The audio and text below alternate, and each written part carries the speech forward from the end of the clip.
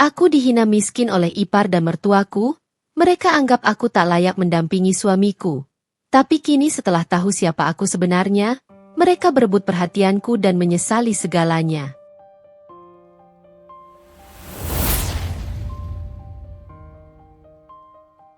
Pagi itu, seperti biasa aku membuka toko buku tempatku bekerja lebih awal dari jadwal.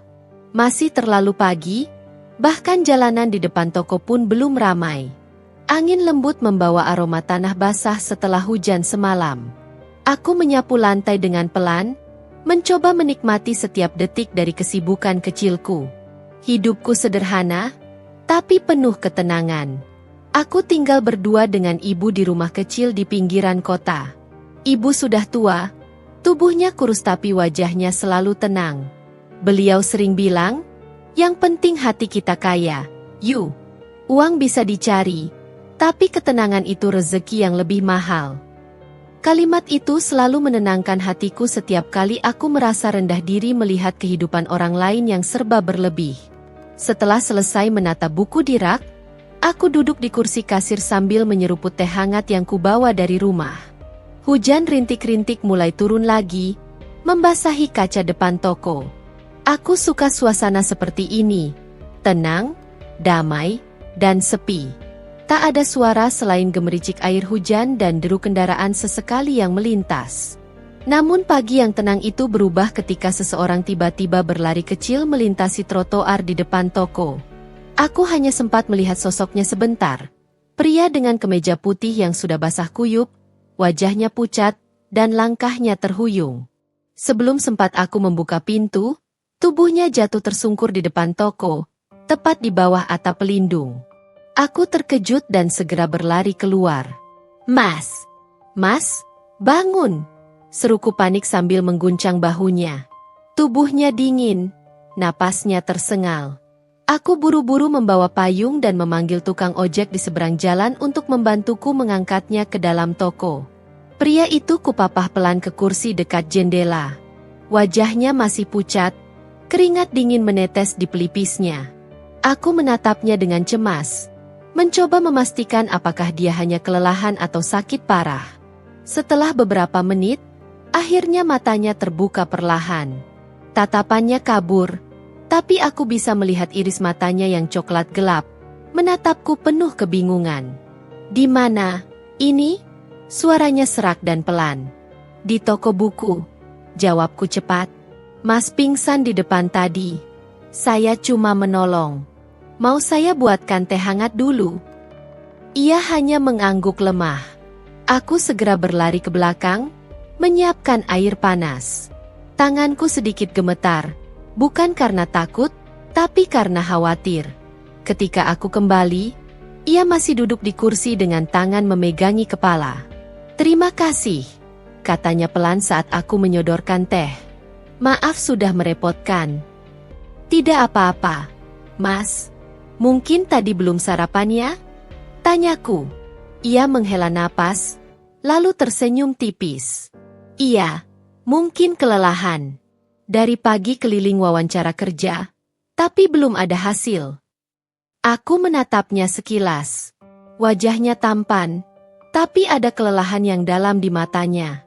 Bukan hanya karena fisik, tapi seperti seseorang yang sedang menanggung beban berat. Kami sempat mengobrol sebentar. Hanya hal-hal ringan, tentang pekerjaannya, tentang buku-buku yang kusuka, tentang hujan yang belum berhenti turun. Nama saya Rama, katanya akhirnya. Terima kasih sudah menolong. Ayu, jawabku singkat sambil tersenyum. Dan itu sudah jadi kewajiban saya sebagai manusia, Mas. Tak usah berterima kasih berlebihan. Rama tertawa kecil, dan tawanya terdengar menenangkan. Ada sesuatu dari caranya bicara, sopan, tenang, dan hangat. Sejak hari itu, entah bagaimana, ia sering datang lagi ke toko. Kadang hanya untuk membeli buku, kadang hanya untuk berbicara sebentar. Awalnya aku merasa canggung, tapi semakin sering kami bertemu, aku mulai menunggu kedatangannya. Rama berbeda dari kebanyakan pria yang kutemui. Ia tak pernah menghakimi kehidupanku yang sederhana. Ia tak pernah bertanya mengapa aku masih bekerja di toko kecil dengan gaji pas-pasan, tak pernah menyinggung soal penampilan atau statusku. Ia hanya mendengarkan, sesuatu yang jarang kulihat dari orang lain. Aku mulai mengenalnya lebih jauh. Ia anak pertama dari 3 bersaudara. Ayahnya sudah meninggal, dan ia tinggal bersama ibu serta adik perempuannya. Ia bekerja sebagai staf akuntan di perusahaan kecil sambil berjuang mencari pekerjaan yang lebih baik. Hidupnya juga tak berlebihan, tapi penuh semangat. Aku ingin punya keluarga kecil yang sederhana, katanya suatu sore ketika kami duduk di taman dekat toko. Bukan yang kaya, tapi yang hangat. Aku capek hidup dengan tuntutan yang terlalu banyak. Aku hanya tersenyum. Sederhana itu bukan berarti kurang, Mas. Kadang justru lebih berarti. Ia menatapku lama, lalu berkata pelan, "Kamu beda, Ayu. Aku suka caramu melihat hidup." Waktu berjalan cepat. Hubungan kami semakin dekat. Ia mulai mengenalkan aku pada beberapa temannya, bahkan sesekali mengantarku pulang. Ibu sempat terkejut melihat ada pria sopan yang datang ke rumah, tapi beliau menerimanya dengan ramah. Aku masih ingat malam ketika Rama datang dengan kemeja putih dan membawa sebuket bunga mawar merah muda. Ia duduk di ruang tamu dengan wajah tegang, sementara ibu menatapnya penuh tanya. "Saya datang malam ini untuk melamar Ayu, Bu," katanya dengan suara tegas namun lembut. Aku yang mendengar itu hampir menjatuhkan gelas teh dari tanganku. Ibu sempat terdiam lama, lalu tersenyum. "Kamu yakin, Nak? Keluarga kamu sudah tahu?" Rama mengangguk. "Sudah, Bu. Walaupun, sejujurnya, ibu saya belum sepenuhnya setuju." "Kenapa?" tanyaku pelan. "Ibu ingin aku menikah dengan orang yang setara," katanya. "Tapi aku percaya, kesetaraan itu bukan soal uang atau status. Aku yakin dengan kamu." Kata-kata itu menembus dadaku. Aku tahu perjuangannya tak akan mudah. Tapi dalam hatiku ada keyakinan bahwa cinta yang tulus akan menemukan jalannya. Beberapa minggu kemudian, Rama membawaku ke rumahnya untuk bertemu keluarganya. Aku menyiapkan diri sebaik mungkin, mengenakan kebaya sederhana berwarna lembut, membawa kue buatan ibu sebagai tanda hormat. Namun begitu aku masuk ke rumah itu, aku langsung merasakan hawa yang berbeda.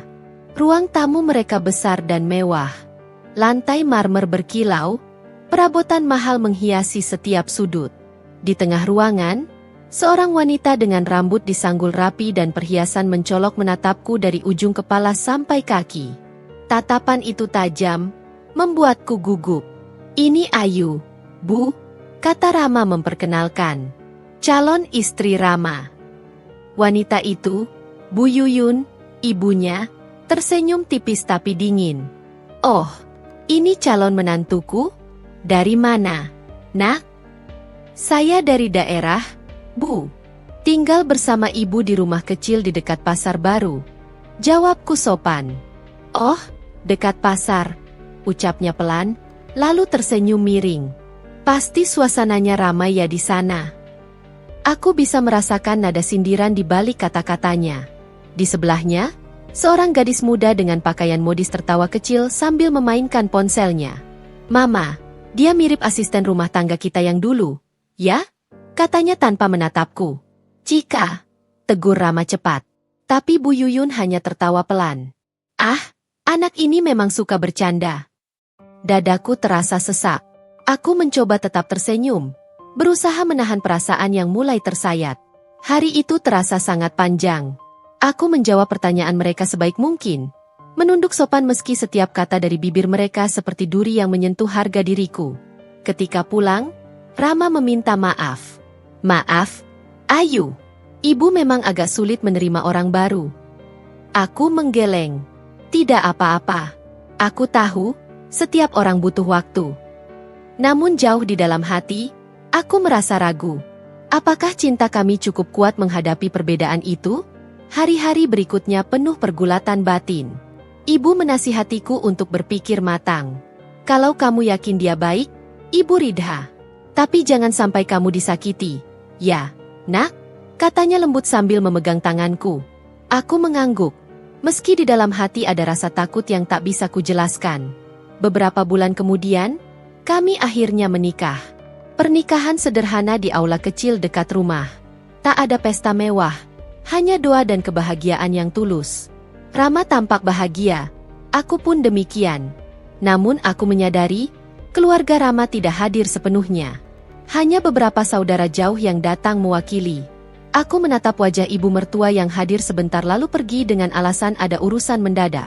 Cika bahkan tidak muncul sama sekali. Saat itu aku berusaha menenangkan hati, meyakinkan diri bahwa cinta akan memperbaiki segalanya. Setelah akad, Rama menggenggam tanganku erat. Mulai hari ini, kamu adalah rumahku, katanya pelan di telingaku. Aku menatap matanya dan percaya pada janji itu. Namun, tak ada yang bisa menebak masa depan. Aku tak tahu bahwa hari itu adalah awal dari perjalanan panjang yang akan menguji kesabaranku, mengajarkan arti harga diri, dan memperlihatkan wajah sebenarnya dari orang-orang di sekitarku. Aku hanya tahu satu hal, aku mencintainya dengan sepenuh hati, dan aku siap menanggung apapun, bahkan jika cinta itu harus melewati ujian yang menyakitkan. Hari-hari setelah pernikahan terasa aneh. Aku pikir setelah menikah segalanya akan berjalan lebih hangat, tapi kenyataan jauh dari bayanganku. Sejak pertama kali melangkah ke rumah keluarga suamiku, aku seperti tamu yang tak diundang. Rumah besar itu berdiri megah dengan cat putih berkilau dan taman terawat, tapi udara di dalamnya terasa dingin. Rama menggandeng tanganku saat kami tiba. Matanya berusaha menenangkan. Kamu jangan tegang. Ya, ibu cuma perlu waktu buat terbiasa. Aku mengangguk kecil, meski dalam hati masih gugup. Aku mencoba tersenyum saat Bu Yuyun menyambut kami di depan pintu. Tapi yang kudapat bukan senyum hangat seorang ibu, melainkan tatapan menilai dari ujung kepala hingga kaki. Oh, kalian sudah datang, ucapnya datar. Ayu, taruh sepatumu di rak bawah saja. Yang atas untuk tamu. Nada suaranya halus tapi penuh jarak. Aku mengikuti perintahnya tanpa berkomentar, mencoba menjaga sopan santun. Cika muncul dari arah dapur dengan rambut dikuncir tinggi dan pakaian tidur satin. Ia menatapku sambil tersenyum miring. Oh, jadi ini menantu baru yang mama banggakan itu. Aku tak tahu harus menanggapinya bagaimana, jadi aku hanya tersenyum sopan. Bangga sih belum, sahut Bu Yuyun santai sambil menatap kukuku. Tapi ya, semoga bisa menyesuaikan. Aku tahu maksudnya. Di rumah sebesar ini, setiap langkahku terasa seperti ujian. Segala hal yang kulakukan seolah salah di mata mereka. Aku berusaha membantu di dapur, tapi Cika selalu mendahuluiku, lalu memprotes caraku mengiris bawang atau mencuci piring. Duh, Ayu, sabun jangan kebanyakan. Nanti licin, katanya sambil tertawa kecil. Kamu biasa kerja di warungnya dulu. Aku menatapnya sejenak, lalu tersenyum tipis. Enggak. Cuma bantu ibu di rumah. Oh, pantes. Kirain punya pengalaman jadi asisten rumah tangga. Kalimat itu membuat hatiku perih. Tapi aku menahan diri. Aku tahu, membalas hanya akan memperburuk keadaan. Setiap pagi aku bangun paling awal. Menyapu halaman, menyiapkan sarapan, dan memastikan semua tertata rapi sebelum Rama berangkat kerja. Tapi meski aku berusaha keras, tak ada yang pernah benar-benar menghargai. Masakan kamu kurang asin, komentar Bu Yuyun suatu pagi tanpa menatapku. Tehnya kebanyakan gula, tambah Cika sambil memainkan ponselnya. Aku hanya mengangguk dan memperbaikinya. Sementara Rama duduk di meja makan dengan ekspresi tak nyaman. Ia jarang membelaku, seolah takut menentang ibunya. Kadang aku berpikir, mungkin inilah harga dari perbedaan. Aku bukan berasal dari keluarga berada seperti mereka. Aku tak punya gelar tinggi, tak punya harta untuk dibanggakan. Aku hanya membawa niat baik dan hati yang tulus. Tapi ternyata, itu tidak cukup untuk diterima. Malam hari adalah waktu paling sulit. Setelah semua tertidur, aku sering duduk di teras belakang, menatap langit dan bertanya dalam hati, sampai kapan aku harus menahan semua ini? Aku rindu rumah lamaku, rindu suara ibu yang menenangkan, rindu udara kampung yang tak menghakimi. Suatu malam, ketika aku sedang mencuci piring, aku mendengar percakapan samar dari ruang tamu. Suara Bu Yuyun dan Cika terdengar jelas. Rama itu terlalu baik, kata Bu Yuyun pelan. Lihat saja, dia membawa perempuan seperti itu ke rumah. Aku malu kalau tetangga tahu. Cika terkekeh. Aku juga heran, Ma. Dari semua perempuan, kenapa harus yang seperti dia? Lihat bajunya, polos banget. Kayak belum pernah masuk mall. Tunggu saja. Kalau Rama sadar nanti, dia bakal nyesal. Orang kayak Ayu itu cocoknya jadi pengasuh, bukan istri. Tangan yang sedang memegang piring bergetar. Aku tak sengaja menjatuhkan gelas hingga pecah. Suara benturannya membuat mereka berhenti bicara. Aku buru-buru membungkuk, membersihkan pecahan itu sambil berusaha menahan air mata. Ya ampun, Ayu, kamu kok ceroboh banget sih? Suara Cika terdengar dari belakang. Kalau luka, jangan salahin kami, ya? Aku tersenyum kaku, meski hatiku terasa hancur. Maaf, Kak, saya kaget tadi. Lain kali hati-hati, sahut Bu Yuyun dingin. Piring-piring itu mahal. Kalau pecah terus, nanti saya potong uang jajanmu. Uang jajan? Kata itu terasa seperti pisau di dada. Aku bukan anak kecil, tapi di rumah ini aku diperlakukan seolah beban. Beberapa minggu kemudian, Rama mulai jarang pulang tepat waktu. Katanya lembur di kantor. Aku percaya, meski kadang ada rasa tak tenang di dada. Setiap kali pulang, wajahnya lelah, tapi ia jarang menatapku lama. Aku masih mencoba menyambutnya hangat, menyiapkan makan malam, memijat pundaknya, menanyakan harinya di kantor. Tapi percakapan kami makin sedikit, dan jarak di antara kami makin terasa. Mas, kataku suatu malam, aku boleh kerja lagi gak? Ia menatapku sekilas, kemudian menghela napas. Kerja? Untuk apa? Aku masih bisa menanggung kebutuhan rumah tangga. Bukan soal uang. Aku cuma ingin ada kegiatan. Di rumah seharian, rasanya aku. Sudahlah, Ayu. Kamu fokus di rumah saja. Lagi pula ibu juga butuh kamu bantu-bantu. Nada suaranya lembut tapi menolak. Aku tak berani memaksa. Pagi berikutnya, Bu Yuyun tiba-tiba menyodorkan daftar belanjaan yang panjang. Tolong belanjakan semua ini, Ayu. Dan hati-hati, jangan sampai salah beli. Kalau salah, nanti kamu ganti. Aku mengangguk, membawa tas kain dan berjalan ke pasar. Uang yang diberikannya pas-pasan, tapi aku tetap berusaha membeli sesuai kebutuhan. Saat kembali, Cika sudah duduk di ruang tamu, menatapku dengan tatapan mencurigakan. Kamu beli daging di mana? Di pasar, Kak. Bukan di supermarket? Uangnya tidak cukup kalau di sana. Cika mendengus. Dasar, nggak tahu malu. Masa keluarga kita makan daging pasar? Aku ingin menjelaskan bahwa daging di pasar juga segar, tapi aku memilih diam. Kadang diam adalah perlindungan terbaik agar luka tidak semakin dalam. Hari demi hari, perlakuan itu tak pernah berhenti. Sekecil apapun kesalahan, selalu diperbesar. Suatu sore, aku melihat Cika membuang lauk yang kubuat ke tempat sampah. Kenapa dibuang, Kak? Tanyaku pelan. Gak enak. Mama juga gak suka. Tapi itu. Kalau kamu mau makan, makan aja sendiri. Tapi jangan paksa orang lain makan makanan murah kayak gini. Aku menarik napas panjang. Di dada, ada campuran marah dan sedih yang sulit dijelaskan. Aku hanya memungut piring itu dan membawanya ke dapur. Rama pulang malam itu. Aku menunggu di ruang makan dengan harapan ia mau makan bersama. Tapi begitu melihat meja kosong, ia menatapku heran. Kok gak ada lauknya? Tadi, dibuang sama Cika, jawabku lirih. Kenapa gak bikin baru? Sudah malam, Mas. Aku pikir kamu udah makan di luar. Rama menghela napas. Ya sudah, lain kali jangan biarkan makanan dibuang. Kasihan aku pulang lapar begini. Tak ada pembelaan, tak ada tanya kenapa aku terlihat lelah. Aku hanya diam. Setelah ia masuk kamar, aku duduk sendirian di dapur, menatap piring kosong dan merasa dunia begitu sempit. Suatu pagi, saat aku menyapu halaman, Bu Yuyun datang menghampiri. Ayu, mulai hari ini kamu tidur di kamar belakang aja. Biar Cika bisa pakai kamar tamu buat temannya yang mau nginap. Aku terdiam.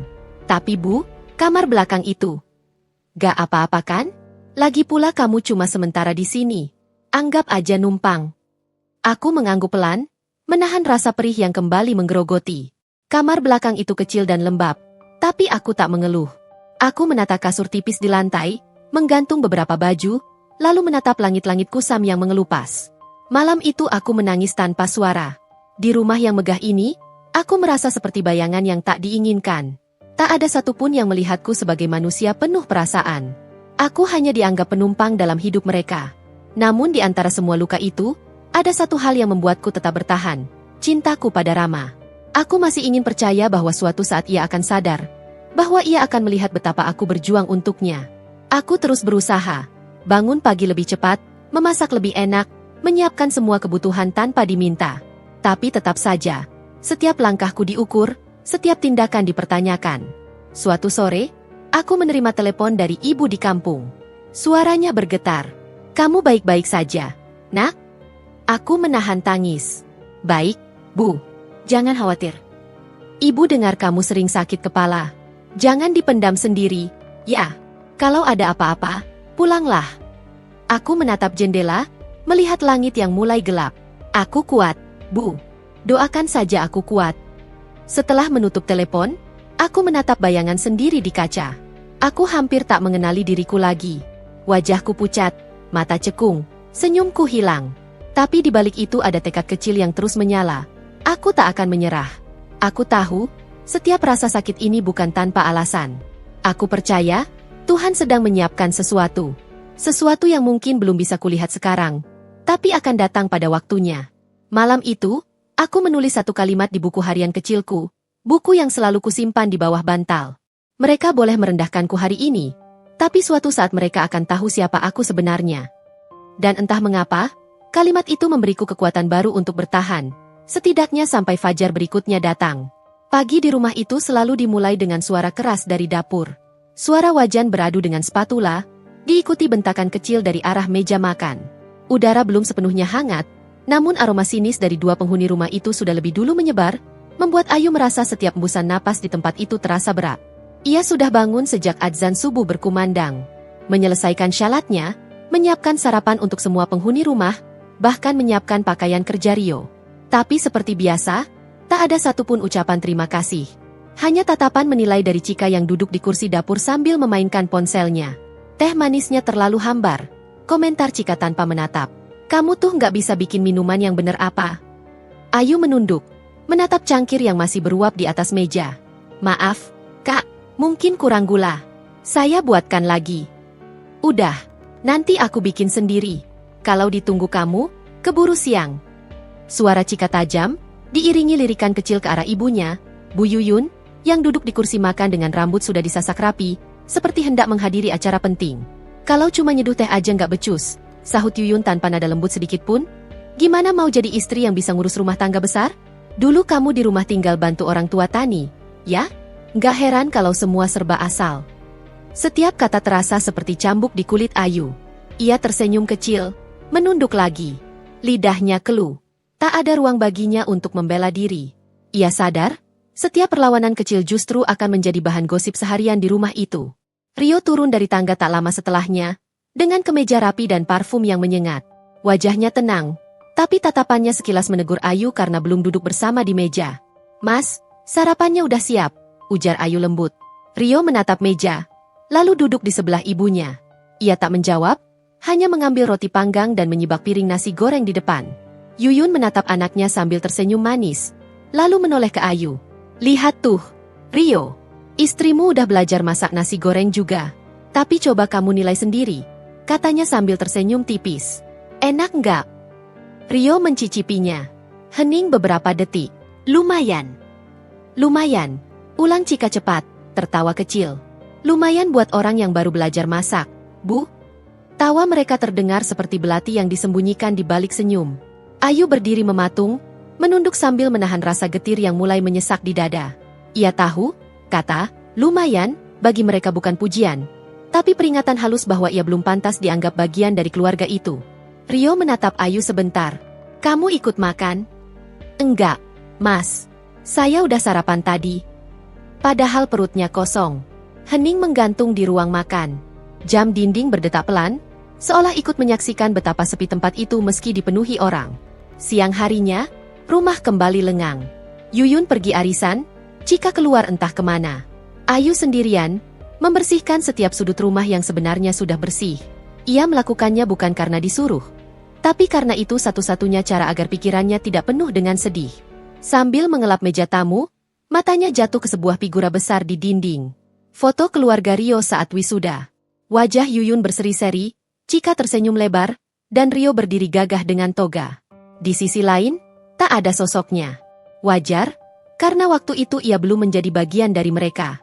Tapi ada perasaan aneh yang menyesap pelan. Seolah sejak awal ia memang tak diharapkan menjadi bagian dari foto manapun. Telepon rumah berdering. Ayu cepat mengangkat. Halo. Ini rumah Ibu Yuyun? Suara seorang wanita di seberang terdengar formal. Iya, betul. Tapi ibu lagi keluar. Oh, begitu. Tolong sampaikan ya, tagihan catering bulan lalu belum dibayar. Sudah jatuh tempo. Ayu mengerutkan kening. Baik, nanti saya sampaikan. Setelah menutup telepon, Ayu duduk sebentar. Ia baru tahu ternyata rumah sebesar itu pun punya tagihan menunggak. Dalam pikirannya, keluarga Rio tampak sempurna dan berkecukupan. Tapi kini, ia mulai melihat retak kecil di balik tembok megah rumah itu. Sore hari, Yuyun pulang membawa beberapa kantong belanjaan. Kamu ngapain aja dari tadi? Tanyanya sambil menaruh tas di meja. Beres-beres, Bu. Beres-beres aja? Ya ampun, kamu tuh di rumah enak banget, ya? Nggak perlu kerja, tinggal makan, tidur, bersih-bersih dikit. Nada itu bukan ucapan syukur, tapi sindiran yang dikemas manis. Ayu menunduk lagi, menahan perasaan yang nyaris pecah. Saya bantu apa, Bu? Nggak usah, takut malah repot. Kamu istirahat aja. Siapa tahu nanti capek mikirin masakan yang rasanya lumayan. Cika tertawa lagi di belakang ibunya. Malam itu Ayu duduk di balkon kecil kamar lantai 2. Dari sana ia bisa melihat lampu-lampu jalan yang berkelip di kejauhan. Suara jangkrik mengisi kesunyian, dan di dalam dadanya, ada sesuatu yang mulai berubah. Ia tak lagi hanya merasa sedih. Ada rasa lain, kecewa pada diri sendiri karena membiarkan orang lain menindas tanpa perlawanan. Tapi bagaimana caranya melawan? Semua di rumah ini berpihak pada Yuyun. Bahkan Rio kini lebih sering pulang malam, berdalih pekerjaan menumpuk. Setiap kali ia pulang, pembicaraan hanya soal pekerjaan, dan tak ada lagi tawa di antara mereka. Hari berganti minggu. Setiap pagi, Ayu bangun paling awal, tidur paling akhir. Kadang saat duduk di ruang tamu, ia mendengar bisikan dua perempuan itu di dapur. Kalau aja Rio nikah sama anaknya Bu Ratna, pasti hidupnya udah enak. Rumah itu lebih megah, orang tuanya kaya, gak kayak sekarang, dapat istri yang cuma bisa diam. Udah, Bu, sahut Cika. Namanya juga laki-laki, suka dibutakan perasaan. Tapi ya nanti juga sadar sendiri. Bisikan itu sengaja dibiarkan terdengar. Seolah mereka ingin Ayu tahu, tapi tak punya hak membalas. Kadang Rio ikut makan malam bersama, tapi suasananya dingin. Yuyun lebih sering menyanjung anaknya, menanyai pekerjaan, memberi saran, seolah Ayu tak ada di sana. Setiap kali Ayu berusaha berbicara, Rio hanya menjawab singkat atau malah mengubah topik. Mas, katanya suatu malam pelan, aku mau bantu usaha ibu, boleh? Rio menatapnya tanpa ekspresi. Ngapain? Biar nggak di rumah terus. Aku bisa bantu jualan kue atau apapun. Nggak usah, kamu di rumah aja. Ibu nggak butuh bantuanmu. Seketika hatinya runtuh. Tapi dari sana, lahir keinginan kecil di sudut hati. Suatu hari ia harus punya kehidupan yang tak bergantung pada belas kasihan siapapun. Beberapa hari kemudian, Ayu duduk di teras belakang, mencuci baju. Tiba-tiba Cika datang dengan wajah tersenyum manis. Yuk, ikut aku sebentar. Ayu menatap heran. Kemana, Kak? Ke butik teman aku. Dia mau cari pegawai baru. Katanya butuh orang yang telaten, aku pikir kamu cocok. Ayu sempat ragu, tapi ajakan itu terdengar tulus. Untuk pertama kalinya, Cika bersikap ramah. Kakak nggak keberatan aku kerja? Enggak, lah, malah bagus biar kamu nggak stres di rumah. Tanpa pikir panjang, Ayu mengiyakan. Mereka berangkat naik mobil Cika menuju pusat kota. Butik itu besar, dengan dinding kaca dan interior mewah. Seorang wanita berpenampilan modis menyambut mereka. Ini orangnya? Tanya wanita itu. Iya, Mbak. Namanya Ayu, jawab Cika. Dia istri adikku. Wanita itu menatap Ayu dari ujung kepala sampai kaki. Kelihatannya sopan. Tapi, kamu pernah kerja sebelumnya? Ayu menggeleng. Belum, Bu. Tapi saya mau belajar. Wanita itu tersenyum tipis. Oke, nanti saya kabari lagi. Mereka pulang tanpa hasil. Tapi sepanjang perjalanan, Chika terus berbicara ringan seolah ingin menutupi maksud lain. Hingga kemudian, saat berhenti di lampu merah, Chika melontarkan kalimat yang membuat dada Ayu membeku. Kamu jangan terlalu berharap diterima kerja di situ. Yah, aku cuma pengen nunjukin. Dunia kerja itu bukan buat orang kaya kamu. Ayu menoleh perlahan. Maksud kakak?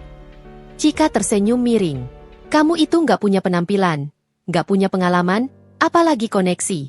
Kalau bukan karena Rio, mungkin kamu masih tinggal di rumah kayu itu, kan? Tak ada suara keluar dari bibir Ayu. Ia menatap keluar jendela, menahan air mata agar tidak jatuh. Lampu hijau menyala, mobil melaju lagi. Tapi di dalam mobil itu, harga dirinya seperti ditinggalkan di lampu merah barusan. Malamnya, Yuyun memanggil Ayu ke ruang tamu. Aku dengar kamu diajak Chika ke butik. Iya, Bu. Tapi cuma lihat-lihat. Bagus. Tapi jangan kebanyakan mimpi. Ya, perempuan yang baik itu tugasnya ngurus rumah. Bukan kerja sana-sini cari perhatian. Ayu hanya menjawab pelan, iya, Bu. Setelah semua masuk kamar, Ayu duduk sendiri di ruang tamu. Lampu remang membuat bayangan tubuhnya jatuh di lantai marmer. Ia memandangi tangannya yang kasar karena terlalu sering mencuci, lalu menatap pintu yang tertutup rapat. Dalam diam, ia berjanji sesuatu pada dirinya sendiri. Ia tak akan terus begini. Mungkin ia tak punya harta, tak punya kedudukan, tapi ia punya tekad. Dan tekad itu, pelan-pelan mulai membentuk keberanian di dalam dirinya. Hari berikutnya, Ayu memutuskan pergi ke pasar tanpa memberitahu siapapun. Ia membeli beberapa bahan kue dan memulai percobaannya di dapur kecil belakang rumah. Awalnya gagal. Adonan gosong, rasa tidak seimbang, tapi ia tak menyerah. Ia menulis resep, memperbaiki langkah demi langkah, hingga akhirnya hasilnya mulai membaik. Chika yang lewat di dapur mencium aroma harum. Kamu bikin apa lagi? Jangan bilang kamu mau jualan, ya? Ayu tersenyum samar. Cuma belajar, Kak. Chika menatap kue di meja, lalu tertawa kecil. Biarpun kamu bikin 1000 kali, kue itu nggak bakal mengubah siapa kamu. Ayu tak menjawab, tapi dalam hatinya, ia tahu satu hal. Bukan kue itu yang ingin ia ubah, melainkan nasibnya sendiri. Hari-hari berikutnya, ia mulai menitipkan kue buatannya ke warung dekat rumah. Awalnya sedikit, tapi lama-lama, orang mulai suka.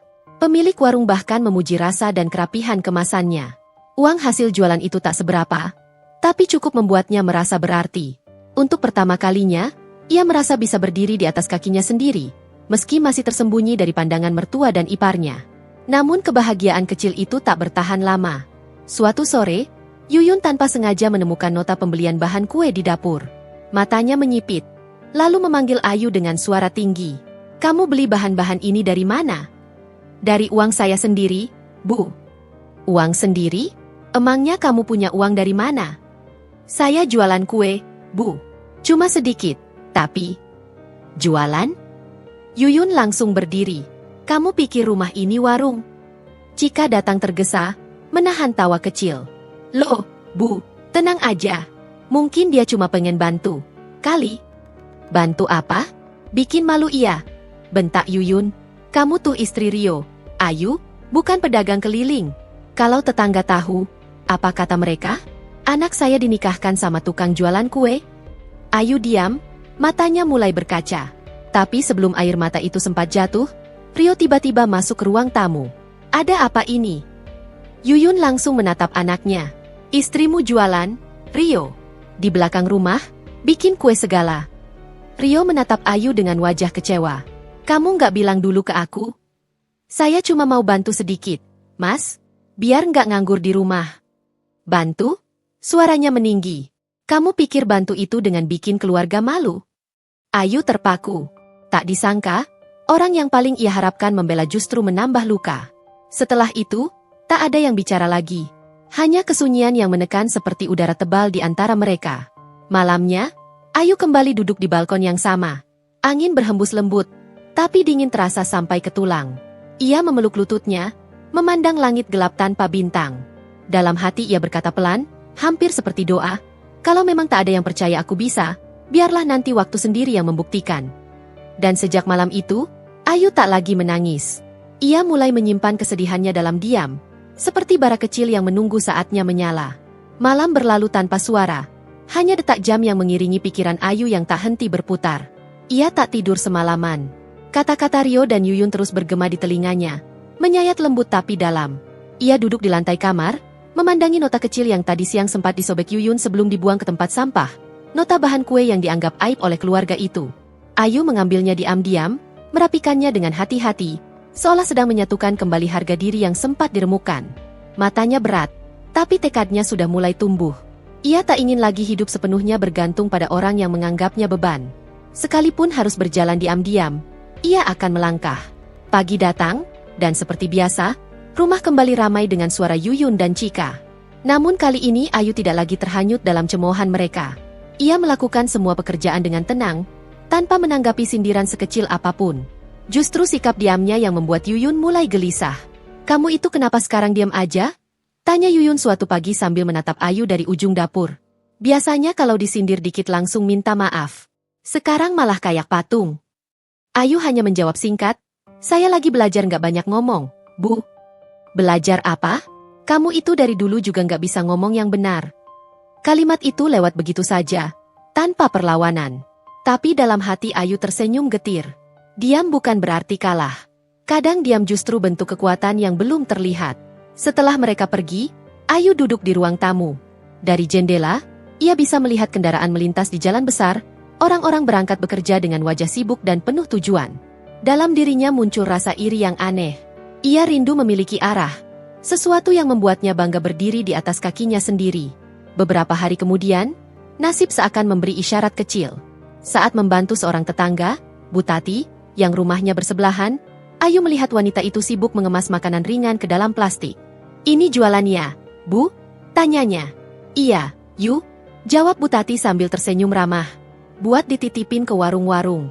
Lumayan, hasilnya bisa buat tambah-tambah belanja."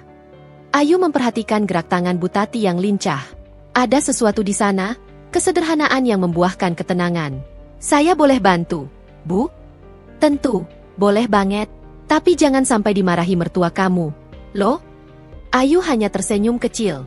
"Insya Allah nggak tahu, Bu." Sejak hari itu, setiap sore Ayu mulai membantu Bu Tati membuat makanan ringan. Awalnya hanya sekadar membantu mengemas, tapi lama-lama ia belajar membuat sendiri. Keterampilannya dalam membuat kue yang dulu dianggap aib kini justru mulai memberi hasil. Dalam 2 minggu, hasil kerja mereka meningkat. Bu Tati bahkan mulai mempercayakan sebagian pesanan pada Ayu. Setiap malam, setelah semua tertidur, Ayu mengaduk adonan di dapur kecil belakang rumah dengan penuh semangat. Tak ada yang tahu, hanya ia dan suara detak jam yang menemani. Uang hasil kerjanya tidak besar, tapi setiap lembar yang ia simpan terasa seperti simbol kebebasan kecil. Ia menyimpannya dalam kotak kayu di lemari, di bawah tumpukan baju yang jarang dipakai. Namun kebahagiaan itu tetap harus disembunyikan rapat. Setiap kali langkah Yuyun terdengar di lorong, Ayu buru-buru menutupi adonan atau menghapus sisa tepung di tangannya. Suatu sore, saat ia hendak mengantar kue ke rumah Bu Tati, tiba-tiba Chika muncul di depan pintu belakang. "Kamu mau kemana bawa-bawa kantong itu?" Ayu gugup sejenak. "Ke rumah Bu Tati, Kak. Mau bantu masak." "Masak atau jualan lagi?" "Bantu aja, Kak." Chika menatapnya lama, lalu mengangkat alis. "Kamu nggak kapok ya dimarahi ibu kemarin? Kalau ketahuan, kamu tahu sendiri akibatnya." Ayu hanya menunduk. "Saya nggak ngapa-ngapain kok, Kak." Chika mendengus kecil. "Dasar keras kepala. Tapi ya udah, terserah. Nanti jangan nangis kalau disindir lagi." Ayu melangkah pergi tanpa menoleh. Ia tahu Chika tak akan percaya apapun yang ia katakan. Tapi kali ini, ketakutannya sudah tak sebesar dulu. Waktu berjalan. 2 bulan kemudian, hasil kerja Ayu bersama Bu Tati mulai menghasilkan sesuatu yang lebih besar. Beberapa pemilik toko roti kecil mulai tertarik memesan kue buatan mereka. Rasa lembut, tampilan rapi, dan kemasan yang bersih membuatnya cepat disukai. Bahkan, seorang pelanggan dari kota sebelah memesan dalam jumlah besar untuk acara ulang tahun anaknya. Namun di tengah kebahagiaan itu, sebuah kejadian tak terduga terjadi. Hari itu, Ayu hendak mengantar pesanan terakhir sore-sore. Tapi belum sempat keluar rumah, Yuyun memanggilnya dari ruang tamu. "Kamu mau kemana, Ayu?" "Ke rumah Bu Tati sebentar, Bu." "Bawa apa itu di tanganmu?" Ayu menelan ludah. Tas kecil yang ia bawa berisi beberapa bungkus kue. Ini, titipan. Titipan? Suara Yuyun meninggi. Kamu masih berani jualan? Setelah aku larang? Cika yang baru turun dari tangga langsung ikut duduk di kursi. Bu, kayaknya dia nggak akan kapok sebelum benar-benar dikasih pelajaran. Ayu mencoba menjelaskan, saya cuma bantu, Bu. Nggak niat jualan di sini. Bantu atau cari uang di belakang kami? Yuyun menatapnya tajam. Kamu pikir rumah ini tempat usaha? Sebelum Ayu sempat bicara lagi, Rio tiba-tiba pulang. Wajahnya lelah, tapi matanya langsung mengeras melihat suasana. Ada apa ini? Istrimu masih jualan diam-diam, jawab Yuyun cepat. Rio menatap Ayu. Kamu janji nggak akan ngulang, kan? Mas, saya cuma bantu Bu Tati. Nggak lebih. Bantu apa? Kamu tuh bikin malu keluarga. Kenapa kamu susah banget dibilangin? Ayu terdiam. Ia tak tahu harus berkata apa lagi. Yuyun berdiri, menatap menantunya penuh kebencian. Kamu itu bukan siapa-siapa. Ayu, harusnya bersyukur sudah diterima di rumah ini. Jangan macam-macam. Kalimat itu seperti tamparan yang menghantam dada Ayu. Air matanya menetes perlahan, bukan karena takut, tapi karena sadar. Sebesar apapun ia berbuat baik, di mata mereka ia tetap hina. Rio menatap istrinya lama, lalu berkata datar, udah, masuk kamar aja.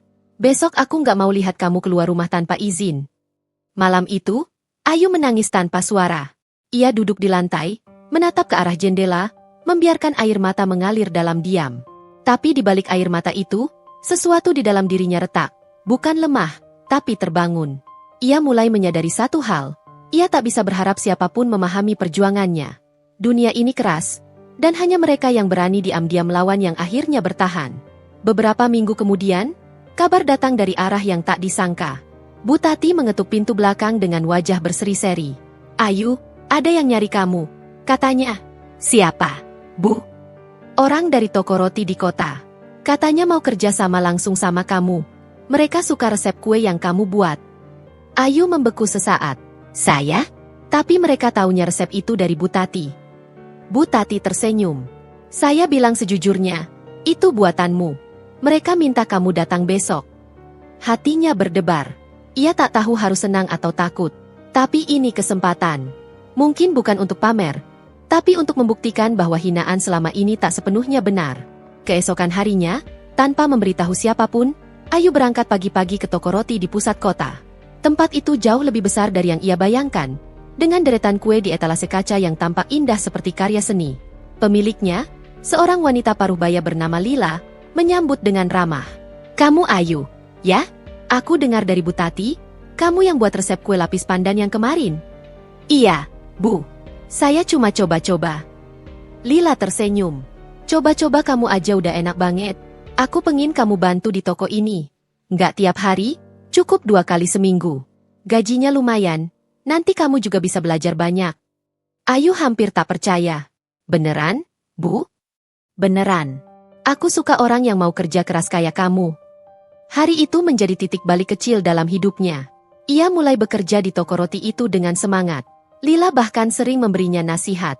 Kalau kamu mau sukses, jangan balas orang yang meremehkanmu dengan marah. Balas dengan keberhasilan. Itu lebih menyakitkan bagi mereka. Kata-kata itu menancap dalam-dalam. Sejak saat itu, setiap kali Yuyun atau Cika mencibir, Ayu tak lagi merasa lemah. Ia hanya tersenyum kecil. Karena kini ia tahu, di luar sana ada dunia yang bisa menghargai usahanya tanpa memandang asal. Waktu terus berjalan. Usaha toko roti tempat Ayu bekerja semakin ramai. Sebagian karena resep barunya yang unik dan inovatif. Lila bahkan mempercayakan sebagian manajemen cabang baru kepada Ayu. Namun Ayu memilih untuk tetap rendah hati dan tidak menonjolkan diri di depan keluarga Rio. Hingga suatu hari, sebuah kesempatan besar datang. Seorang investor yang sering memesan kue di toko itu tertarik dengan racikan Ayu dan menawarkan kerjasama membuka cabang baru di luar kota, atas nama Ayu pribadi. Lila menatapnya dengan bangga. Ini saatnya kamu berdiri sendiri. Tapi pikirkan baik-baik, ya. Kadang keberanian untuk melangkah jauh lebih penting dari izin siapapun. Ayu terdiam lama malam itu. Di kamarnya yang gelap, ia memandangi cermin kecil di meja. Wajahnya tampak lelah tapi ada sorot baru di matanya. Keyakinan. Ia tahu, jika ia terus bertahan di rumah itu, hidupnya akan habis dalam lingkaran hinaan. Tapi jika ia berani keluar, segalanya bisa berubah. Besok paginya, Ayu menyiapkan sarapan seperti biasa. Yuyun masih dengan komentar tajamnya, Chika masih dengan ejekan halus, Rio masih sibuk dengan ponsel dan laptop. Namun kali ini, Ayu memandangi mereka satu-satu dengan tenang. Bu, Kak, Mas, katanya pelan tapi tegas. Mulai besok saya mau bantu kerja di luar kota. Bu Lila minta saya bantu buka cabang toko baru. Semua menatapnya bersamaan. Suasana mendadak hening. Yuyun tertawa kecil. Toko? Kamu? Chika ikut terkekeh. Kamu tuh lucu. Yuh, gak cocok kerja di tempat orang-orang berkelas. Mending di dapur aja. Rio hanya menatapnya dingin. Kamu udah bilang siapa-siapa? Belum, Mas. Saya baru kasih tahu sekarang. Kalau aku bilang gak boleh, saya tetap harus pergi. Mas, ini kesempatan besar buat saya. Untuk pertama kalinya, Ayu berani menatap mata mereka semua tanpa menunduk. Tak ada ketakutan di sana. Hanya keberanian yang lahir dari luka panjang. Chika mendecak. Kamu berani melawan keluarga suamimu sendiri? Ayu tersenyum tipis. Saya cuma berani memperjuangkan harga diri saya, Kak. Ucapan itu membuat ruangan seolah membeku. Yuyun menatapnya dengan wajah tak percaya. Tapi Ayu tak lagi takut. Ia sudah terlalu lama menelan sakit untuk terus diam. Malam itu, Ayu berkemas diam-diam. Ia tidak membawa banyak barang. Hanya beberapa pakaian dan kotak kayu kecil berisi tabungan hasil kerja kerasnya. Sebelum pergi, ia menatap kamar itu sekali lagi. Tempat yang menyimpan banyak air mata, tapi juga kekuatan yang membentuk dirinya sekarang. Saat pintu tertutup di belakangnya, angin dini hari menyambut wajahnya dengan lembut. Langit mulai berwarna abu-abu, pertanda fajar hampir datang.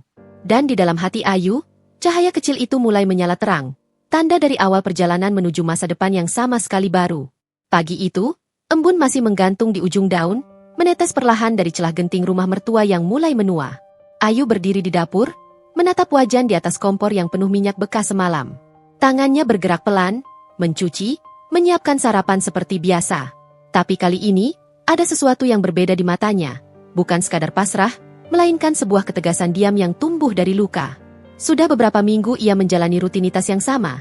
Bangun sebelum fajar, memasak, mencuci, membersihkan rumah, lalu mengantar bekal untuk Rio sebelum pria itu berangkat kerja. Tapi setiap langkahnya kini lebih tenang. Ia tidak lagi bereaksi terhadap sindiran atau cercaan dari Chika dan Yuyun. Ia memilih diam, namun bukan karena takut. Ia mulai belajar menakar waktu, menyusun rencana yang hanya ia sendiri tahu. Saat nasi hampir matang, suara langkah beradu sandal terdengar dari arah kamar. Chika keluar dengan piyama satin yang mencolok. Sambil memainkan rambutnya yang dicat coklat keemasan, ia melirik Ayu dengan tatapan sinis. Masak apa lagi pagi-pagi begini?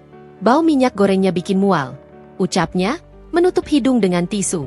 Ayu hanya tersenyum kecil. Sarapan untuk semua. Ibu belum bangun, kan? Belum. Tapi nggak usah repot. Kami biasa beli di luar. Makananmu itu kan ya? Ala kampung, balas Chika sambil terkekeh. Ayu menunduk sedikit. Bukan karena malu, tapi karena menahan diri. Ia sudah hafal semua nada dalam kalimat Chika, selalu ingin membuatnya merasa kecil. Tapi kali ini, ia tidak terpancing. Kalau tidak suka, tak apa. Aku buatkan saja untuk Rio, jawabnya lembut. Chika mendengus, menatapnya dari ujung kepala ke ujung kaki. Kasihan banget hidupmu. Yuh, nikah sama abangku cuma jadi babu dapur. Kalau aku sih, udah lama minta cerai kalau diperlakukan kayak gitu. Ucapan itu menusuk, tapi Ayu tidak bereaksi. Ia menatap panci yang beruap, membiarkan uap panasnya menyentuh wajah. Ia tahu, kadang diam adalah bentuk kekuatan paling tajam. Dari balik pintu, Yuyun muncul dengan daster bunga yang sudah agak lusuh, tapi gaya jalannya tetap dibuat anggun. Ia menatap Ayu sekilas, lalu beralih pada Chika. Kau belum ganti baju. Kak, ibu mau ke arisan, temani sekalian. Sebentar lagi, Bu. Lagi lihat-lihat, babu keluarga, masak. Yuyun tersenyum tipis. Biarin saja, toh kalau bukan dia, siapa lagi yang ngurus rumah ini? Lagi pula, perempuan miskin itu kan harus tahu diri. Kata, miskin, itu seperti cambuk. Tapi Ayu tak lagi ingin membantah. Ia tahu waktu akan membalas semua dengan caranya sendiri. Ia hanya menunduk dan menjawab pelan, saya senang bisa bantu, Bu. Tanpa banyak bicara, ia menyajikan makanan di meja makan. Sambil mempersiapkan bekal untuk Rio, Pikirannya melayang pada bisnis kecil yang mulai ia rintis diam-diam.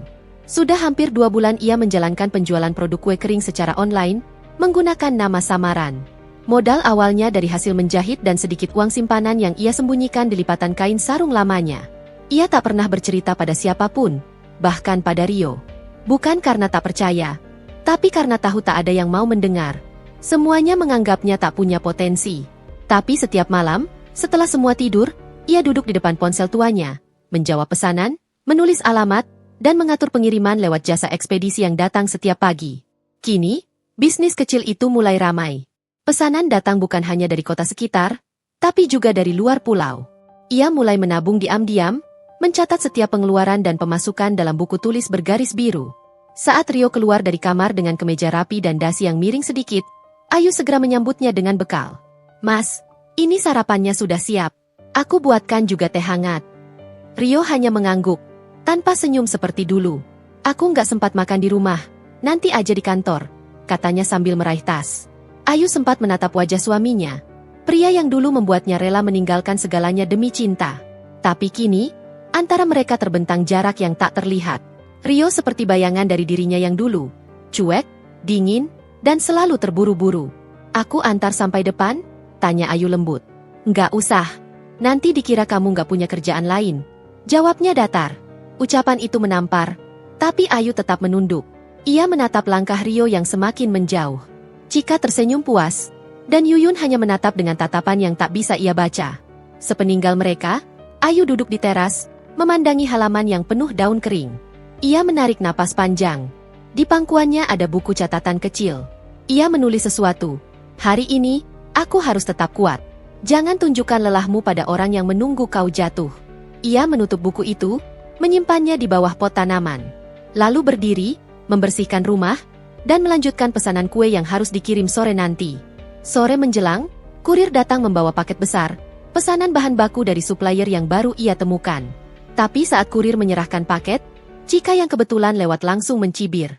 "Apaan tuh? Barang murah online lagi? Duh, Yu, kamu tuh nggak capek kelihatan miskin terus?"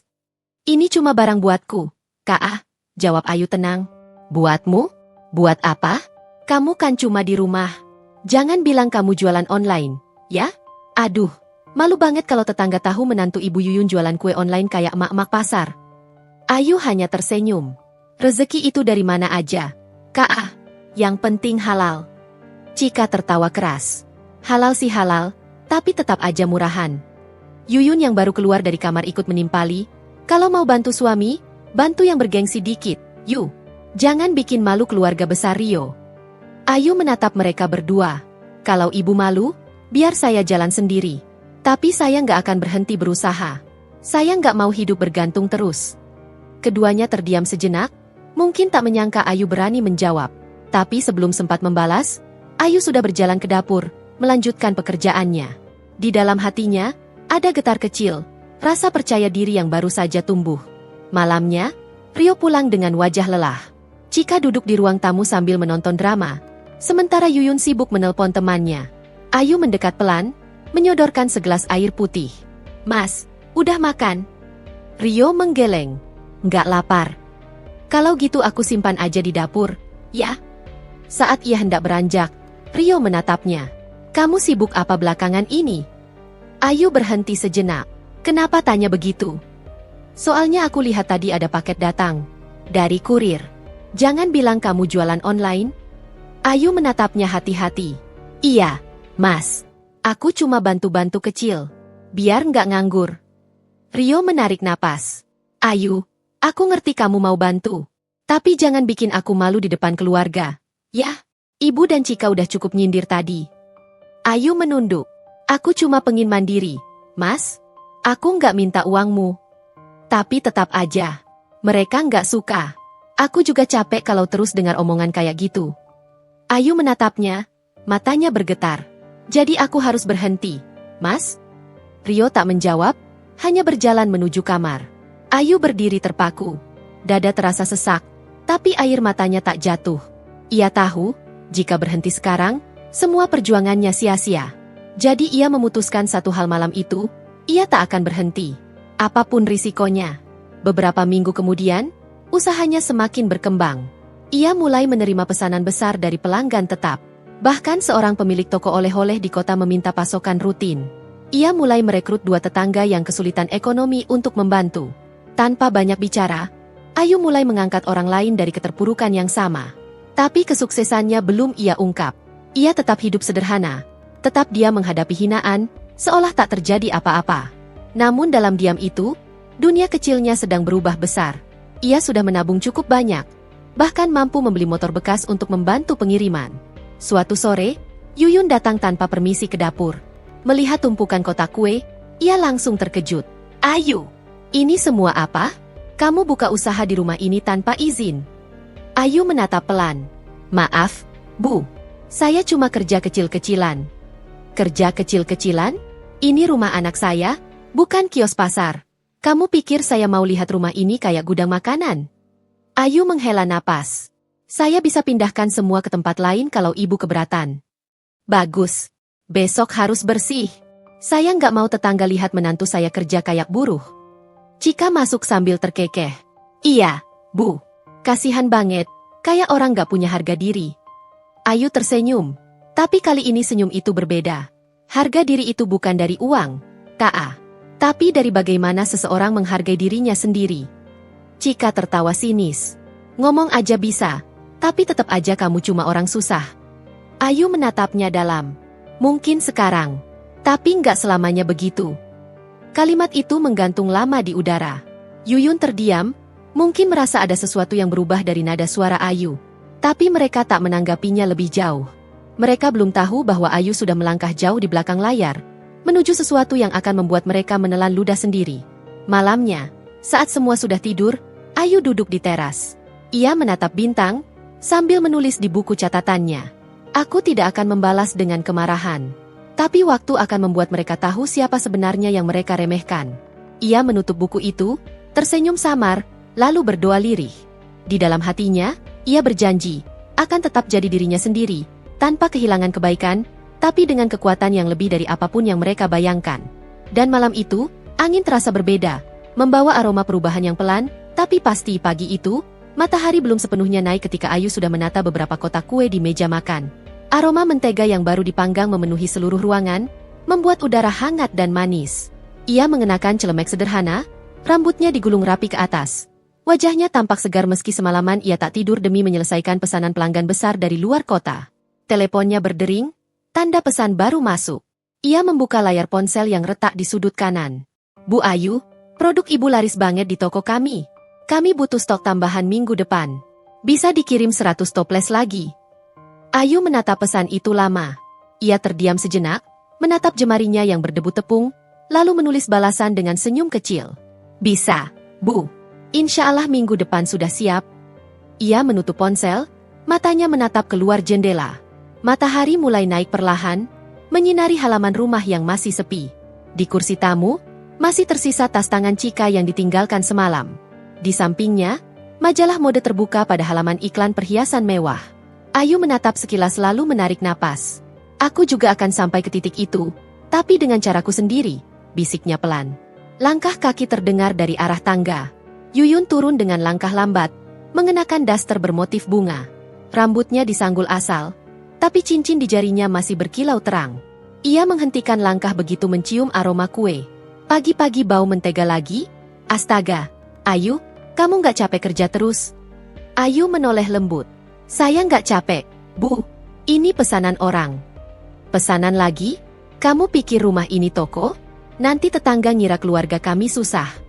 Ayu hanya tersenyum kecil. Saya pastikan semuanya bersih, Bu. Setelah ini rumah tetap rapi. Yuyun mendengus. Kamu itu keras kepala. Ayu, coba dengerin nasihat orang tua. Hidup itu jangan ngoyo. Saya cuma berusaha, Bu. Nggak lebih. Jawabnya pelan sambil menata kue ke dalam kotak. Tak lama, Cika turun sambil memegang ponsel. Ibu, ayo cepet siap-siap. Nanti kita telat arisan. Aku juga mau mampir ke butik. Ada koleksi baru katanya. Ia lalu menatap ke arah dapur. Astaga, Yu, kamu lagi masak? Bau mentega itu udah nyebar sampai kamar. Loh, bisa nggak? Kalau kerja itu agak sopan, jangan ganggu udara rumah. Ayu menatapnya tanpa menjawab. Ia sudah belajar. Beberapa orang tidak perlu dilawan, cukup dibiarkan mendengar gema suaranya sendiri. Ia menutup kotak satu persatu, menyusunnya di rak bambu. Yuyun dan Cika berangkat tanpa sarapan. Mereka lebih memilih makan di luar, seperti biasa. Rio pun pergi ke kantor lebih pagi dari biasanya, setelah hanya memberi sapaan singkat yang hambar. Begitu rumah sepi, Ayu menutup pintu dan duduk di meja makan. Ia membuka catatan keuangannya. Angkanya terus naik. Ia kini memiliki saldo tabungan yang cukup untuk memesan peralatan baru, oven besar, mixer industri, dan bahan impor yang selama ini hanya ia impikan. Sebelum sempat menulis, ponselnya kembali berbunyi. Kali ini panggilan video dari seseorang bernama Nadia, supplier Jakarta. Ayu segera mengangkatnya. Assalamualaikum, Mbak Ayu. Sapa perempuan muda berkerudung di layar. Waalaikumsalam, Mbak Nadia. Ada apa ya? Alhamdulillah, kabar baik, Mbak. Produk Mbak Ayu udah direview sama salah satu influencer kuliner. Loh, mereka suka banget. Banyak yang tanya beli di mana. Ayu terkejut. Serius, Mbak? Saya bahkan gak tahu siapa yang review. Iya, Mbak. Katanya dia nemu produk Mbak lewat toko oleh-oleh Bu Ratna. Pokoknya, siap-siap aja ya, pesanan bakal meledak. Ayu menutup panggilan itu dengan perasaan campur aduk. Ia menatap jendela dapur yang terbuka, membiarkan angin pagi masuk. Rasanya seperti melihat cahaya pertama setelah malam panjang. Ia tak berteriak kegirangan, tak juga menangis. Ia hanya menunduk, berbisik lirih. Terima kasih, Tuhan. Ini mungkin awalnya. Hari itu berjalan cepat. Menjelang sore, Rio pulang lebih awal. Wajahnya tampak lelah. Tapi ada sesuatu yang berbeda. Ia memandangi tumpukan kotak kue di ruang tamu dengan dahi berkerut. Ini semua pesananmu? Tanyanya. Iya, Mas. Besok dikirim. Rio mendekat, menatap kotak-kotak itu satu persatu. Banyak banget. Kamu kerja sendiri? Ada yang bantu? 2 orang dari kampung. Rio mengangguk, tapi nada suaranya tak lagi tajam. Hasilnya lumayan? Ayu tersenyum tipis. Alhamdulillah, cukup buat tambahan. Rio menatapnya lama. Aku? Gak tahu kalau kamu sejauh ini. Maaf kalau dulu aku sempat marah soal kerjaanmu. Ayu hanya menggeleng pelan. Gak apa-apa, Mas. Aku ngerti kamu cuma gak mau keluarga kecewa. Rio tak menjawab. Ia berjalan ke dapur, membuka kulkas, lalu menatap piring kue yang tersisa di meja. Ini boleh aku coba? Tentu, Mas. Rio mengambil satu potong, menggigit pelan, lalu tersenyum. Rasanya enak banget. Ayu menatapnya sekilas, lalu kembali sibuk membereskan meja. Tapi dalam hatinya, ada rasa yang ia tahan kuat-kuat. Bukan bahagia, tapi lega. Akhirnya ada sedikit pengakuan, meski hanya dari satu orang yang dulu paling ia rindukan perhatiannya. Namun kebahagiaan kecil itu tak bertahan lama. Malamnya, saat Yuyun dan Cika pulang dari arisan, mereka menemukan Rio membantu Ayu memindahkan kotak ke ruang belakang. Cika langsung bersuara. Mas, kamu serius bantu dia? Ini rumah, bukan gudang. Kalau ada tamu, malu banget, loh. Rio menatap adiknya. Ini cuma sementara. Besok semua dikirim. Yuyun menimpali dengan nada lebih keras. Rio, kamu tuh terlalu baik sama dia. Menantu macam Ayu itu harusnya tahu diri, bukan malah seenaknya kerja di rumah kita. Rio terdiam. Ia menatap ibunya, lalu menatap Ayu yang berdiri menunduk di sisi dapur. Untuk pertama kalinya, wajah Rio tampak gelisah di antara dua dunia, ibunya dan istrinya. Ibu, katanya perlahan, Ayu cuma berusaha. Aku lihat sendiri hasilnya bagus. Gak ada salahnya kalau dia mau bantu. Nada itu lembut tapi tegas. Cika langsung melotot tak percaya. Sementara Yuyun menahan marah. Kamu dibutakan, Rio. Dulu perempuan ini gak punya apa-apa. Sekarang, cuma karena bisa bikin kue, kamu bela-belain dia. Ayu mencoba menenangkan. Sudahlah, Bu. Jangan marah. Saya pindahkan saja semua ke tempat lain. Tapi Rio berkata cepat. Gak usah. Ini rumah kita berdua. Kalau kamu butuh ruang, pakai aja garasi belakang. Suasana menjadi hening. Yuyun menatap tajam anaknya. Ingat, Rio, jangan sampai kamu menyesal. Rio menarik napas panjang. Aku udah lama menyesal, Bu. Karena gak pernah benar-benar dengar Ayu.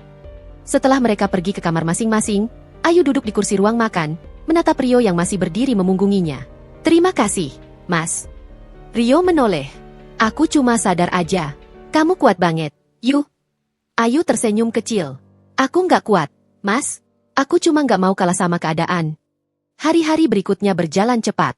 Pesanan semakin banyak, bahkan media lokal mulai menulis artikel tentang perempuan rumahan yang sukses membangun bisnis kue dari nol.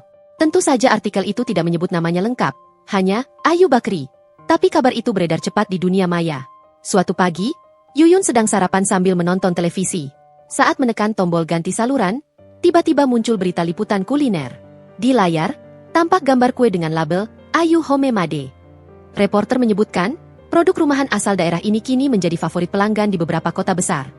Cika yang duduk di sebelahnya langsung berkata sinis, "Wah, mirip banget sama kue buatan si Ayu." Yuyun mengerutkan kening. Iya, jangan-jangan emang dia.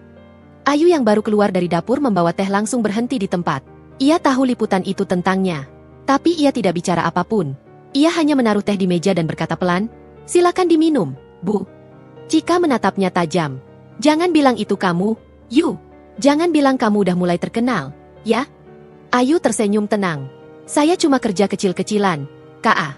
Nggak seperti yang kalian pikir." Tapi Yuyun menatapnya lebih lama. Kali ini tanpa kata-kata. Ada sesuatu di matanya, bukan lagi sekadar benci, melainkan campuran antara ragu dan penasaran. Sore harinya, saat Ayu sedang mengantar paket keluar rumah, Yuyun sengaja membuka salah satu kotak di ruang belakang. Ia menemukan nota pengiriman, logo perusahaan ekspedisi, dan cap toko besar di kota lain. Jumlah pesanan di nota itu membuatnya terdiam lama. "Mungkin aku salah menilai," gumamnya pelan, tapi begitu mendengar suara langkah Ayu mendekat, ia segera menutup kotak itu dan berpura-pura tidak tahu apa-apa. Malam itu, saat makan malam, suasana rumah lebih sunyi dari biasanya.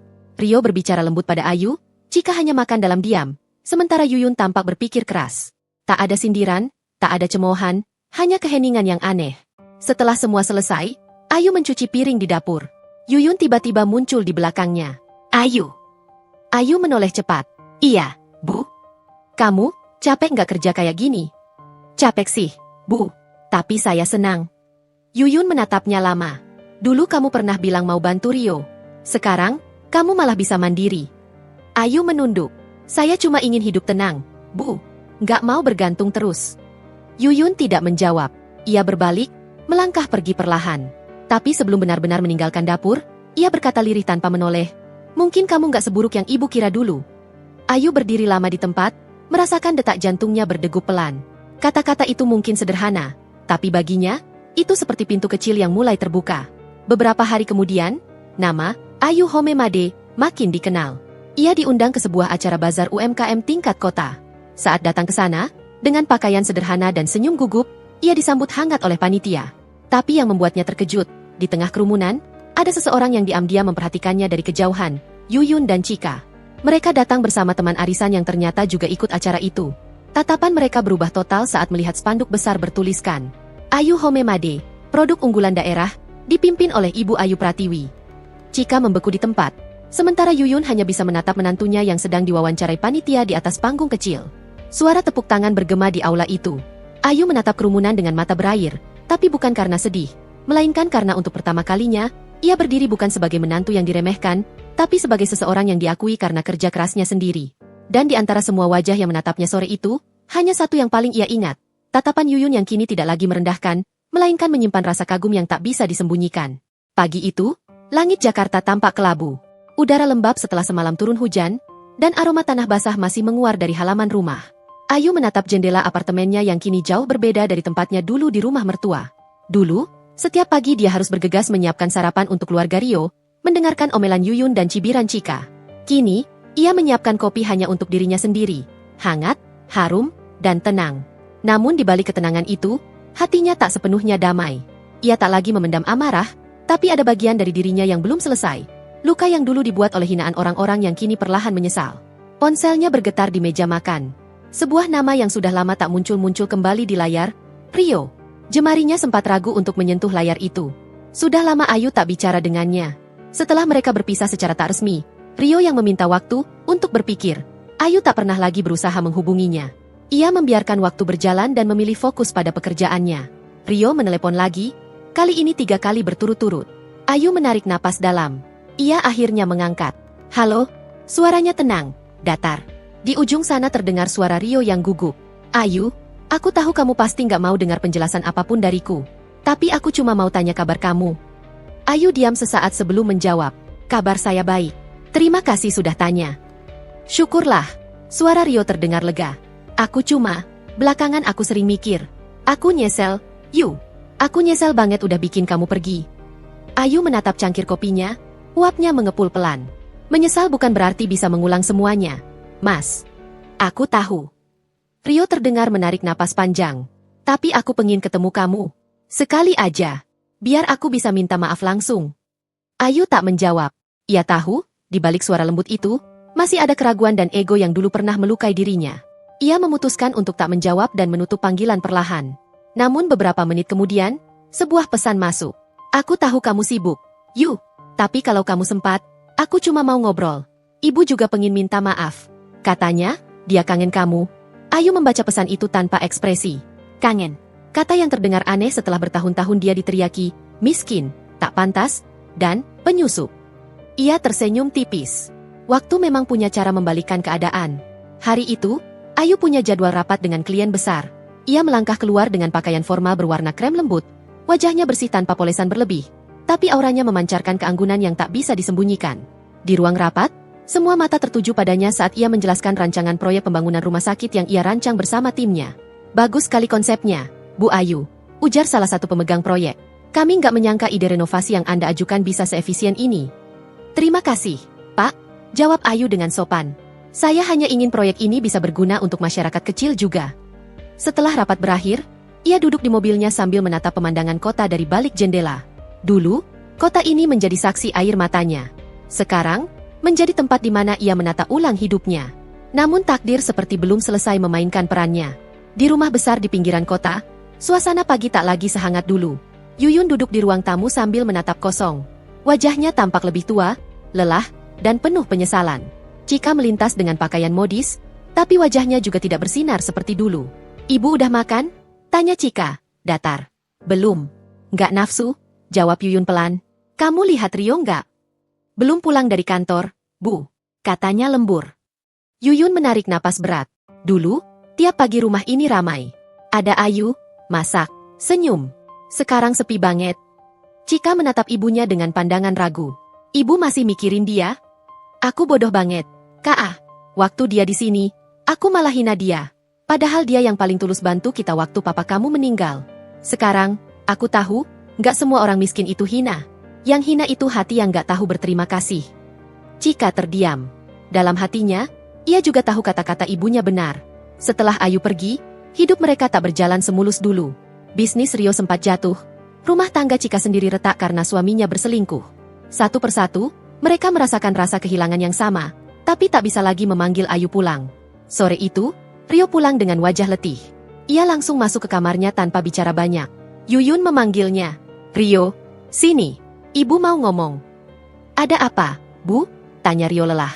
Kamu udah coba hubungi Ayu? Rio mengangguk. Udah, tapi dia dingin banget. Aku nggak bisa salahin dia sih. Coba terus. Nah, kadang penyesalan itu butuh keberanian buat diucapkan langsung. Jangan cuma lewat telepon. Rio hanya mengangguk pelan, lalu naik ke kamar. Tapi di dalam hatinya, ia tahu, Ayu bukan lagi wanita yang sama seperti dulu. Beberapa hari berlalu, hingga akhirnya Rio memberanikan diri mendatangi kantor Ayu. Ia berdiri di lobi gedung tinggi yang megah, tak menyangka Ayu kini bekerja di perusahaan ternama, bahkan namanya tertulis di papan direktur proyek. Resepsionis menatapnya sopan. Maaf, Bapak sudah punya janji dengan Ibu Ayu? Rio menelan ludah. Belum. Tapi saya suaminya. Resepsionis itu tersenyum sopan. Mohon maaf, Pak, tapi Ibu Ayu sedang rapat. Kami tidak bisa ganggu. Rio menatap sekeliling, merasa kecil di tengah gedung yang megah itu. Ia menunggu lebih dari 2 jam hingga akhirnya Ayu keluar. Wanita itu berjalan anggun, dengan tas hitam di tangan, mengenakan setelan abu lembut. Rio berdiri dan mencoba memanggil pelan. Ayu, Ayu menoleh. Ada keheningan sesaat. Mas Rio? Tanyanya datar. Rio tersenyum kikuk. Iya, aku cuma pengen lihat kamu. Gimana kabarmu? Saya baik, jawab Ayu singkat. Rio menatapnya dengan mata berkaca. Aku tahu kamu udah berubah. Dan aku tahu kamu gak bakal mau denger aku lagi. Tapi aku bener-bener nyesel. Yu? Ayu diam. Matanya menatap Rio lama. Seolah mencoba mencari sisa kejujuran yang dulu pernah ada. Dulu waktu aku minta kamu sabar, kamu malah ninggalin aku buat nurutin ibumu, ujar Ayu akhirnya. Sekarang, Kamu datang lagi setelah semua terlambat. Rio menunduk. Aku tahu. Tapi aku cuma pengen minta maaf. Ayu mengangguk pelan. Saya udah maafin, Mas. Tapi bukan berarti semuanya bisa kembali seperti dulu. Setelah itu, ia melangkah pergi tanpa menoleh lagi. Rio berdiri di tempat, menatap punggung wanita yang dulu pernah ia remehkan, kini berjalan tegak dengan wibawa yang tak bisa dijangkau. Malamnya, Ayu menatap langit dari balkon apartemennya. Ia tahu, masa lalunya perlahan menemuinya lagi, bukan untuk menuntut, tapi untuk menunjukkan siapa dirinya sekarang. Di bawah cahaya kota yang berkelip, ia tersenyum kecil. Di sisi lain, rumah Yuyun tampak sunyi. Sang mertua duduk di ruang tamu, menggenggam foto lama Ayu dan Rio. Air matanya menetes diam-diam. Ayu, ibu salah, bisiknya lirih. Sementara Chika yang baru pulang dari salon, mendengar tangisan ibunya dari kejauhan. Untuk pertama kalinya, hatinya terasa kosong. Semua yang dulu ia banggakan terasa tak berarti lagi. Hidup perlahan memberi mereka pelajaran tanpa harus Ayu berkata apapun. Namun Ayu tahu, perjalanan ini belum selesai. Dunia baru mulai memperlihatkan babak baru, saat mereka yang dulu menghina mulai menunduk, dan ia yang dulu terhina mulai berdiri lebih tinggi dari siapapun. Hari itu matahari menembus kaca jendela ruang rapat besar dengan lembut. Aroma kopi premium memenuhi ruangan. Ayu duduk di kursinya, memeriksa berkas perjanjian kerjasama antar perusahaan yang baru saja disetujui. Ia kini bukan sekadar karyawan, melainkan kepala proyek besar yang namanya disegani di dunia arsitektur dan manajemen properti. Wajahnya tenang, langkahnya mantap, dan suaranya memiliki wibawa yang menenangkan siapapun di ruangan itu. Ia tidak lagi terlihat seperti perempuan sederhana yang dulu sibuk di dapur rumah mertua, dicibir karena tidak membawa apa-apa. Kini, bahkan direksi senior menunduk hormat padanya. Setelah rapat selesai, Ayu berjalan keluar sambil berbicara dengan asistennya. Pastikan semua laporan keuangan minggu ini saya terima sore ini. Ya. Baik, Bu Ayu. Jawab asistennya sopan. Ponselnya bergetar saat ia baru saja sampai di mobil. Nama yang muncul di layar membuat langkahnya terhenti. Chika. Ayu menatap layar itu lama. Ia tak menduga adik iparnya akan menghubunginya lagi setelah semua yang terjadi. Dulu, Chika adalah orang yang paling keras menghina dan merendahkannya. Namun rasa penasaran membuat Ayu menekan tombol hijau. Halo? Suaranya datar. Mbak Ayu, terdengar suara Chika di seberang, lembut dan berbeda dari biasanya. Mbak sibuk, ya? Saya baru selesai rapat. Ada apa, Cik? Chika terdiam beberapa detik. Aku mau ketemu, Mbak. Ada yang pengen aku omongin langsung. Ayu tak langsung menjawab. Dalam hatinya ada rasa aneh, antara iba dan dingin. Ia tahu, dunia sedang berputar dan kini Chika mulai datang dari posisi yang berbeda. Baik. Besok siang jam 2 di kafe depan gedung Astra. Jawab Ayu singkat. Oke, Mbak. Makasih ya, aku beneran pengen ketemu, ucap Chika pelan. Setelah menutup telepon, Ayu bersandar di kursi mobilnya. Ia menatap langit yang mulai meredup. Dulu, betapa ia berusaha keras diterima oleh keluarga suaminya. Sekarang, satu persatu dari mereka datang sendiri kepadanya. Keesokan harinya, Chika sudah duduk di pojok kafe dengan penampilan yang jauh lebih sederhana dari biasanya. Rambutnya tidak lagi ditata dengan salon mahal, tas yang dulu bermerek kini diganti dengan yang polos. Ia terlihat gugup, tangannya memutar-mutar sendok di dalam cangkir. Ayu datang dengan langkah ringan. Penampilannya elegan tapi tidak mencolok, mengenakan atasan putih dan celana bahan krem. Begitu ia duduk, Chika segera menunduk. Mbak, aku senang banget Mbak mau datang, ucapnya pelan. Ayu hanya tersenyum tipis. Kamu bilang mau bicara. Chika menelan ludah, matanya mulai berkaca. Aku mau minta maaf. Aku sadar, dulu aku keterlaluan sama Mbak. Aku iri, aku bodoh. Aku pikir Mbak itu cuma numpang hidup sama kakakku. Tapi sekarang aku tahu, Mbak orang yang luar biasa. Ayu menatapnya lama. Baru tahu sekarang? Chika menunduk semakin dalam. Aku tahu aku nggak pantas dimaafin. Tapi aku benar-benar nyesel. Mbak, aku udah kehilangan segalanya. Rumah tanggaku hancur. Suami aku ninggalin aku. Sekarang aku cuma kerja paruh waktu buat nutup cicilan. Suara Chika bergetar. Ada kesedihan nyata di sana. Tapi Ayu sudah belajar banyak tentang kehidupan. Maaf tidak selalu berarti menerima kembali orang yang sama. Aku sudah maafin kamu, Cik. Tapi hidup ini kadang butuh pembuktian, bukan sekadar penyesalan, kata Ayu dengan nada tenang. Chika menatapnya dengan mata berkaca. Mbak, aku tahu ini terlalu berani, tapi ibu juga pengen ketemu. Dia sering nyebut nama Mbak akhir-akhir ini. Ayu mengernyit pelan. Ibu Yuyun. Chika mengangguk. Iya, Mbak. Sejak Rio sering murung dan gak pernah ceria lagi, ibu jadi banyak merenung. Dia sering nangis di kamar. Katanya, dia nyesel banget udah hina Mbak dulu. Ayu terdiam. Dalam dadanya, perasaan campur aduk berputar. Ia tak pernah berharap mereka menyesal. Ia hanya ingin dulu dihargai, bukan direndahkan. Sampaikan ke ibu, kata Ayu pelan. Saya nggak dendam. Tapi saya juga nggak punya alasan untuk kembali. Cika mengangguk dengan air mata menetes. Aku ngerti, Mbak. Ayu bangkit dari kursinya dan menatap Cika lembut. Hidup nggak berhenti cuma karena kita pernah jatuh.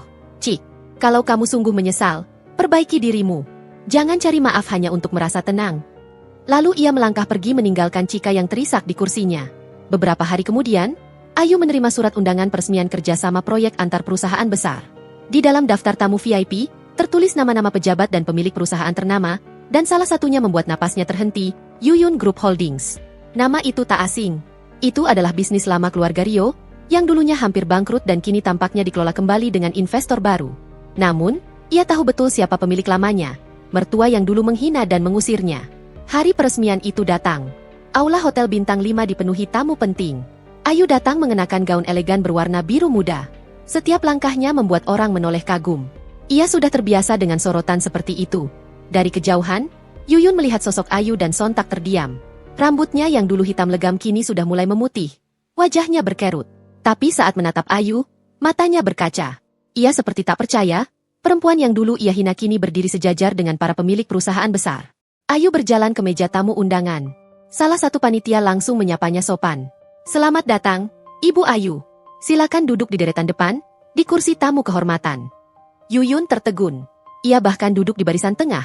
Sementara menantunya kini duduk di depan bersama jajaran pejabat tinggi. Acara dimulai, dan nama Ayu disebut sebagai salah satu perancang utama proyek gedung baru yang akan dikerjasamakan dengan Yuyun Group.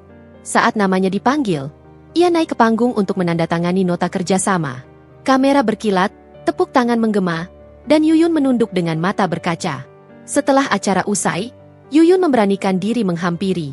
Tangannya gemetar saat menyentuh lengan Ayu. Ayu, panggilnya lirih. Ayu menoleh, pandangannya tenang. Ibu. Aku nggak tahu harus ngomong apa. Kamu sekarang luar biasa sekali. Ibu bangga, tapi juga malu. Ibu salah, nak, kata Yuyun dengan suara serak.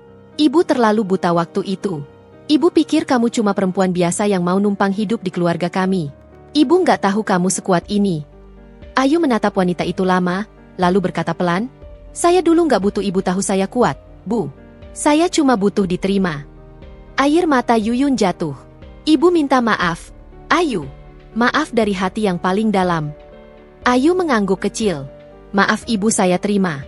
Tapi waktu tidak bisa kembali. Yang bisa kita lakukan sekarang hanyalah belajar dari yang sudah terjadi. Yuyun menunduk. Ibu cuma minta satu hal.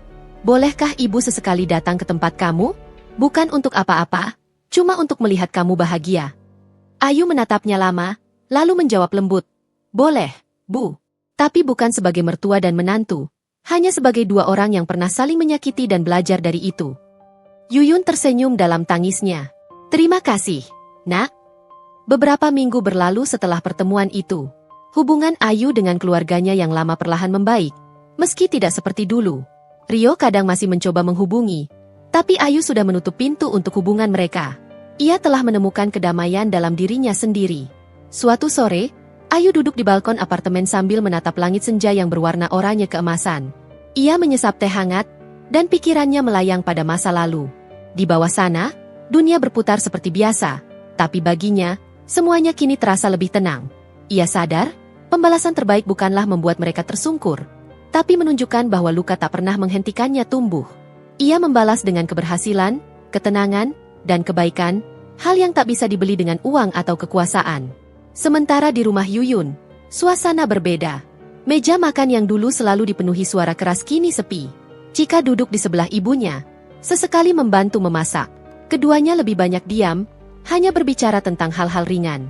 Sesekali, Yuyun tersenyum mengenang Ayu, sementara Cika mengangguk perlahan, seolah mengerti bahwa mereka memang pantas belajar dari kesalahan. Malam menjelang, dan di kamar Yuyun, lampu redup menyala. Ia menatap foto keluarga lama di meja rias.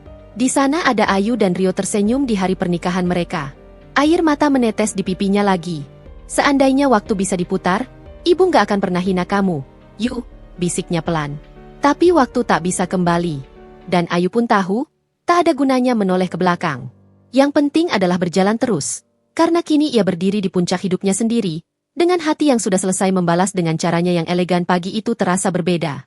Udara di halaman rumah Yuyun tak lagi sepadat dulu, tak lagi penuh dengan cemoohan yang biasa mengiringi setiap langkah Ayu. Ada keheningan aneh yang membuat Rio tertegun di ruang tamu. Chika, yang biasanya tak bisa menahan diri untuk menyindir, kini duduk di sofa dengan wajah canggung. Ayu keluar dari kamar dengan langkah tenang, membawa nampan berisi teh dan roti. Tangannya yang dulu gemetar setiap kali berhadapan dengan Yuyun, kini mantap. Tatapannya tidak lagi redup, tidak juga menantang, lebih tepatnya, jernih dan penuh percaya diri. Yuyun menatapnya sejenak, lalu berpura-pura sibuk dengan ponselnya. Chika mencuri pandang beberapa kali, seperti menahan sesuatu di lidahnya. "Mas, ini tehnya," ucap Ayu lembut, meletakkan cangkir di hadapan Rio. Rio hanya mengangguk. Sudah beberapa hari ini ia lebih banyak diam. Pikirannya sibuk memikirkan sesuatu yang bahkan tak bisa ia jelaskan pada dirinya sendiri. Sejak Ayu membantu menyelamatkan proyek klien yang hampir gagal, posisinya di kantor mulai terguncang. Semua orang kini memuji ide yang diajukan oleh Ayu, dan lebih menyakitkan lagi, direktur utama perusahaan yang selama ini menjadi panutannya, menyebut nama Ayu di depan para investor. "Istri yang cerdas," begitu kata sang direktur saat itu. Rio tak bisa melupakan tatapan kagum semua orang di ruangan itu. Pagi ini, kata-kata itu terus menggema di kepalanya. "Bu, sarapannya sudah saya siapkan," ucap Ayu sopan, mengalihkan pandangan dari Rio. Yuyun menatapnya sekilas, lalu berdeham kecil. "Iya, taruh aja di meja. Jangan lupa nanti bantuin Chika bersihin gudang belakang." Chika cepat menyahut, "Nggak usah, Bu. Aku bisa sendiri kok." Suaranya pelan, nyaris terdengar kikuk.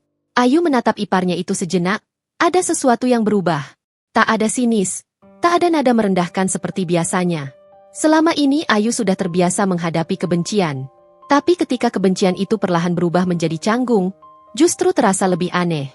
Beberapa hari kemudian, undangan resmi datang ke rumah. Logo perusahaan besar yang berlapis emas tercetak di bagian depan amplop. Ayu yang membukanya pertama kali, menatap nama penerimanya, Rio Pratama dan istri. Yuyun yang duduk di dekatnya langsung bertanya, "Undangan apa itu, Yu?" Ayu menyerahkan amplopnya. "Acara penghargaan investor utama." Rio baru saja keluar dari kamar, mendengar kalimat itu. "Penghargaan? Siapa yang dapat?" Ayu menatapnya lembut. "Namamu ada di daftar tamu kehormatan.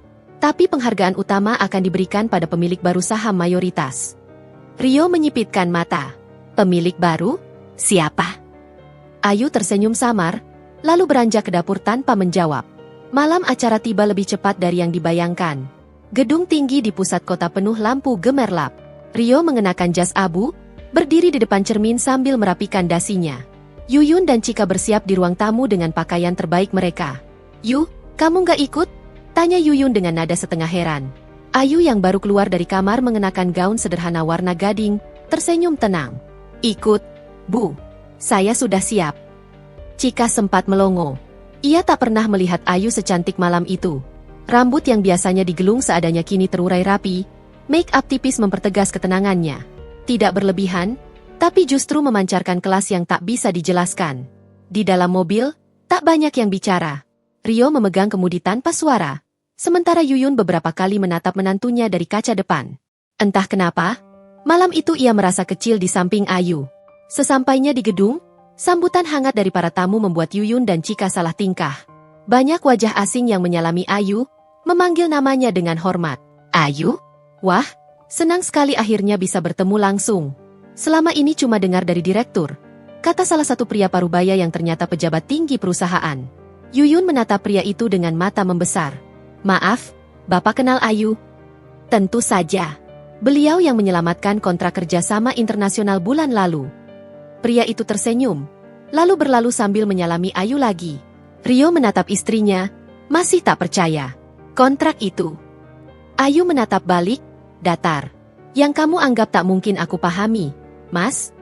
Ucapan itu menampar halus egonya. Malam makin larut, dan acara puncak tiba.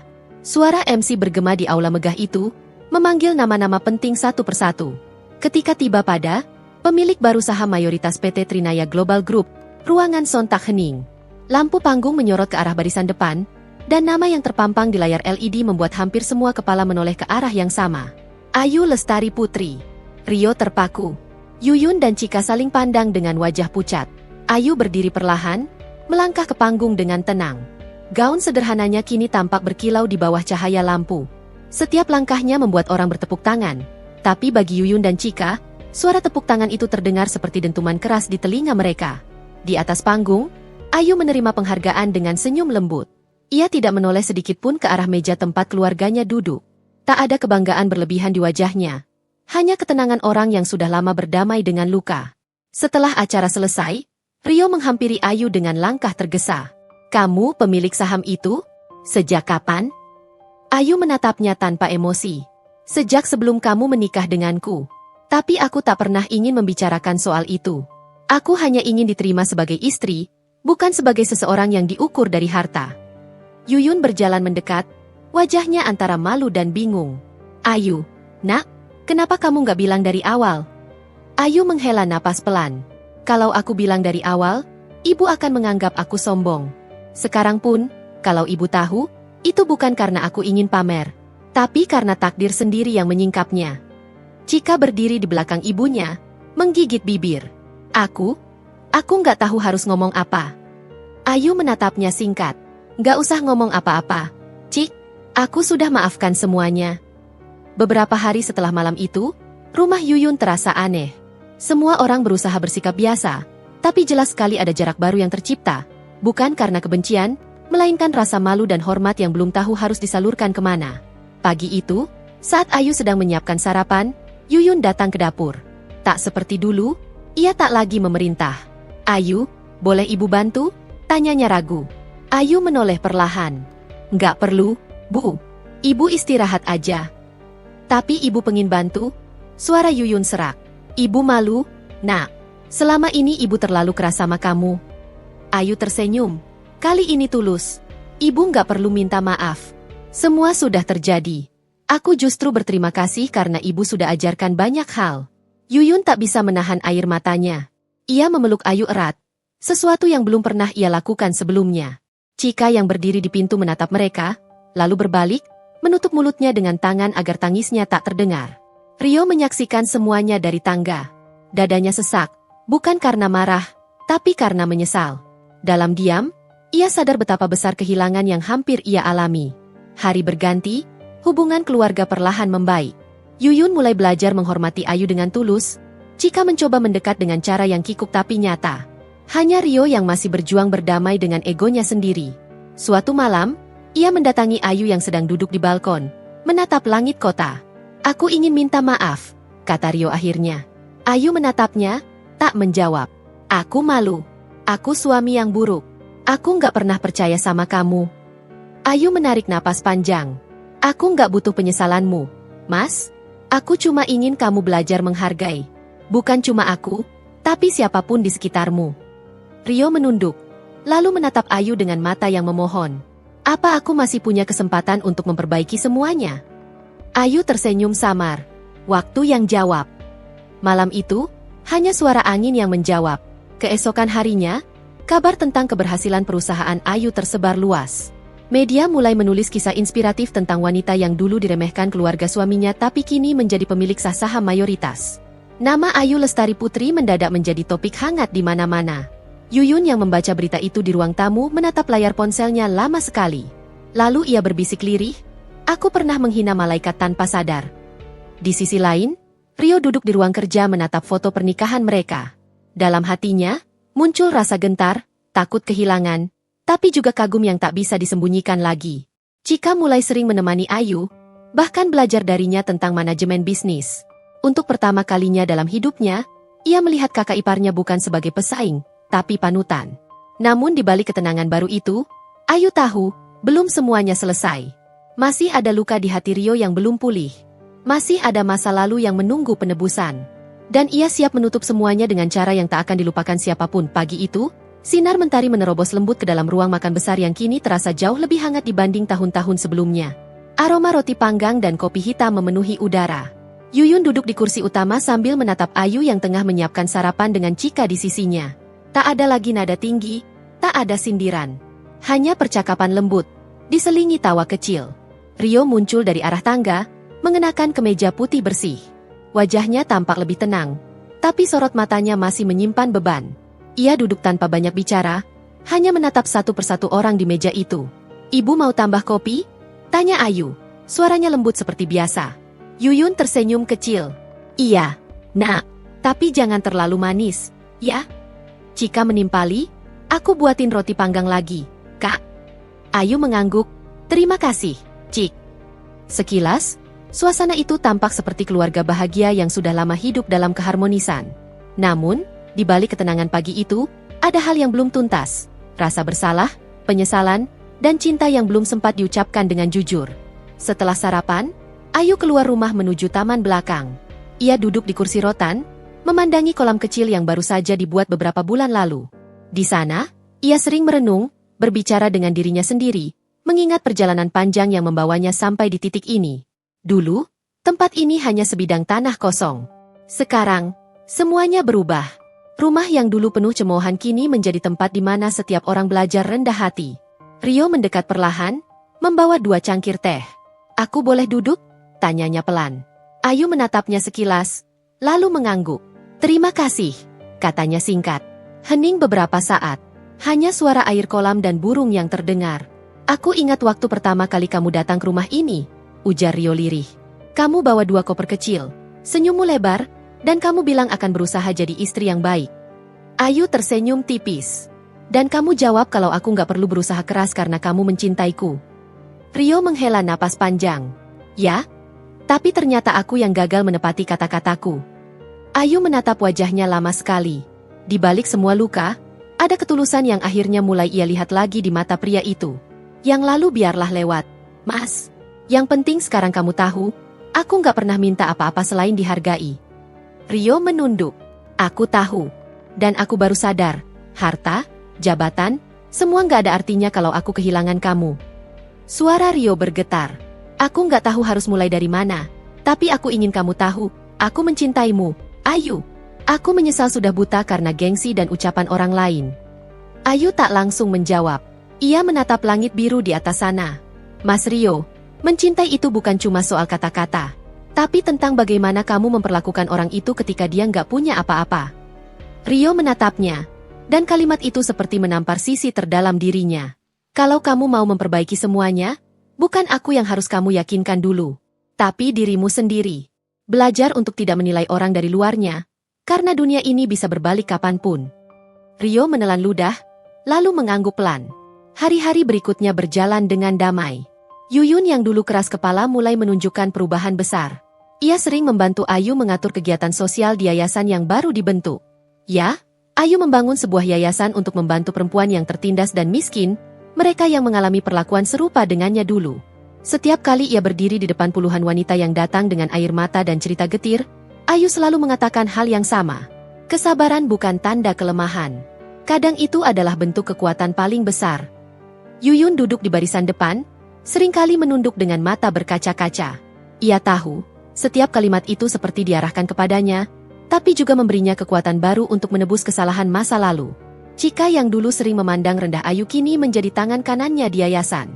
Ia bertanggung jawab dalam bidang administrasi dan keuangan, belajar langsung dari Ayu. Dalam waktu singkat, keduanya menjadi pasangan kerja yang kompak. Tak ada lagi jarak, hanya rasa saling menghargai. Namun Rio, meski sudah berubah, masih menyimpan penyesalan yang belum benar-benar sirna. Ia mencoba mendekat, tapi selalu ada tembok halus antara dirinya dan Ayu. Suatu sore, Rio mengajak Ayu ke tempat pertama mereka bertemu, sebuah taman kota kecil yang dulu menjadi saksi cinta mereka. Tempat itu masih sama. Bangku tua di bawah pohon mangga besar masih di sana, meski catnya mulai memudar. Rio menarik napas panjang sebelum berkata, "Aku mau mulai dari sini lagi, yuk. Dari tempat aku pertama kali jatuh cinta sama kamu." Ayu menatapnya, diam. "Aku tahu aku nggak pantas minta kesempatan kedua, tapi aku akan tetap menunggu sampai kamu benar-benar bisa percaya lagi." Ayu tersenyum tipis. "Kamu tahu apa yang paling aku pelajari dari semua ini, Mas?" Rio menggeleng pelan. Bahwa cinta tanpa hormat itu rapuh. Dan hormat tanpa ketulusan hanya akan jadi formalitas. "Sekarang aku nggak butuh bukti besar, cukup lihat perubahanmu setiap hari." Rio menunduk. Suaranya bergetar. "Aku janji, aku nggak akan jadi laki-laki yang sama lagi." Ayu menatapnya lama, lalu mengangguk pelan. Mereka duduk berdua dalam diam, menatap matahari sore yang perlahan turun. Untuk pertama kalinya dalam waktu lama, tak ada dendam, tak ada rasa ingin membalas. Hanya kedamaian yang sederhana, tapi nyata. Beberapa bulan berlalu. Nama Ayu semakin dikenal di dunia bisnis dan sosial. Ia diundang ke banyak acara, diwawancarai media, dan sering disebut sebagai wanita kuat yang menginspirasi. Namun ia tetap sederhana, tetap menolak hidup dalam kemewahan berlebihan.